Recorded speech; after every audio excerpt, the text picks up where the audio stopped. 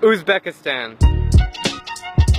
A country you've definitely heard of before, but probably know nothing about. Here's what you need to know. It's the heart of Central Asia and the Silk Road. It has recorded history dating back to the 5th century BC, with amazing blue-tiled architecture and a friendly bunch of people. But above all, and my reason for making this video, is to tell you that Uzbekistan is the cheapest country I've been to, ever. So in Uzbekistan, when you exchange US dollars on the black market, you get a lot of cash. Why, you might ask? The market exchange rate at any ATM or exchange desk is $1 equals 4,000 Uzbek Soms. But if you exchange dollars on the black market, you get twice the value because high inflation has led to a shortage of foreign currency, which means a high demand for dollars. So essentially, you're twice as rich in a country that's already very cheap.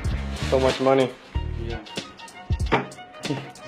I was carrying around giant stacks of cash everywhere I went. It was bizarre. This was my bill one night for 2 beers. But aside from the low prices, Uzbekistan deserves further recognition for its beauty and history. My favorite place was the ancient city of Samarkand, one of the oldest cities in Asia, and a crucial place on the Silk Road, where goods, ideas, and religion were carried from east to west. This is Registan Square. The place where lots of trades were made, settlements were established, and detailed buildings were built. This place is really beautiful, and it's one of my favorite places in Central Asia. I couldn't get enough of these blue-tiled domes, mosques, and mausoleums. Add Uzbekistan to your bucket list, and I promise it'll be an experience you'll never forget. Oh, and don't forget to bring lots of dollars.